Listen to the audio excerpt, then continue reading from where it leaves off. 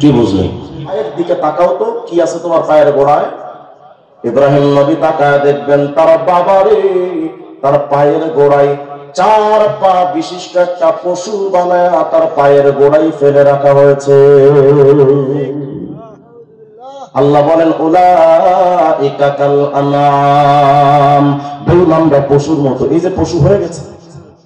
শেষ আরেকটা কথা, সূরাতুল হুদ 106 নম্বর আয়াত আল্লাহ বলেন فَأَمَّا الَّذِينَ شَقُوا فَفِي النَّارِ لَهُمْ فِيهَا زَفِيرٌ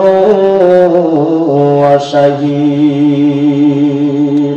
আল্লাহ রাব্বুল আলামিন বলেন দুনিয়াতে যারা হতভাগা হিসেবে কিয়ামতে আসবে, কিয়ামতের ময়দানে তাদের ঠিকানা হবে জাহান্নাম।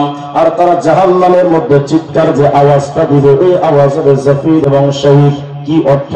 হযরত ইবনে আব্বাস আয়াতের তাফসীরের মধ্যে লিখেছেন, ইমাম কুরতুবী রওয়ায়াত বর্ণনা করেছেন, সাউতুল কুফার কাসাউতিল কিলাব, বেঈমানদের কণ্ঠের আওয়াজ হবে কুকুরের মতো। এই দিক শুনেন, বেঈমানদের আওয়াজ হবে কিসের মতো? কুকুরের মতো। কেন?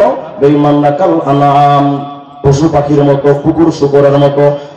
মোল্লা আলী কারি রাহমাতুল্লাহ আরেকটা বর্ণনা দিয়েছেন, হযরত কাতাদা বলেন ইয়াসিরু সাউতুল কুফার কাসাউতিল হিমার, বেঈমানদের কণ্ঠের আওয়াজ হবে গাধার মতো কণ্ঠের আওয়াজ। কারণ বেঈমানরা কুকুর শুকরের মতো, বেঈমানদের কণ্ঠের আওয়াজ হবে গাধার মতো, বেঈমানরা তো পশুর মতো। কিয়ামতে জাহান্নামে বেঈমানরা যে আওয়াজ দিবে, এই আওয়াজ হবে গাধার মতো। দেখেন তো গাধার আওয়াজটা কেমন, আমি গাধার আওয়াজটা আপনাদের একটু শোনাই। দেখেন তো কত মারাত্মক অবস্থা। কেউ হাসির জন্য শুনবেন না, আগে আওয়াজটা শোনেন যে কতটা শাস্তি দিলে পরে বেঈমানদের কণ্ঠের আওয়াজ এত মারাত্মক হয়ে যাবে। গাধার আওয়াজটা শোনেন তো কেমন আওয়াজ, কত বিভৎস।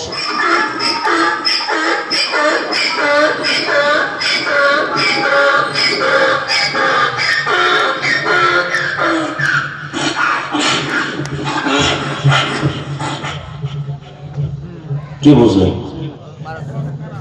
মাশাআল্লাহ, নারে তাকবীর।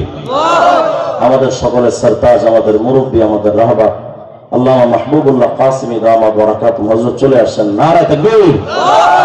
যে আওয়াজটা শোনালাম, কতটা শাস্তি দিলে বেঈমানদের কণ্ঠের আওয়াজ গাধার মতো হয়ে যাবে। আল্লাহ তাআলা বলেন উলাইকা কাল আনআম, বেঈমানরা পশুর মতো। এজন্য আজকে থেকে ঈমানকে তাজা করার জন্য মেহনত করব তো ইনশাআল্লাহ। সাধারণ মানুষ যারা আছেন ঈমানি মেহনতের জন্য তাবলীগ জামাতে সময় দিবেন। কি জামাতে? তাবলীগ জামাতে। তাবলীগের মূল 6 উসুলের প্রথম উসুল হলো ঈমান। দেখেন এরা বলে কিছু থেকে কিছু হয় না, যা কিছু আল্লাহর তরফ থেকে হয়। যাবে তো ইনশাআল্লাহ? তাহলে নিঃসন্দেহে আলেমদের সাথে, কোন আলেম বিদ্বেষীদের সাথে নয়। আল্লাহ তাআলা আমাদের সবাইকে ঈমানি ব্যাপারে হেফাজত করেন। আসসালামু আলাইকুম ওয়া রাহমাতুল্লাহি ওয়া বারাকাতুহু।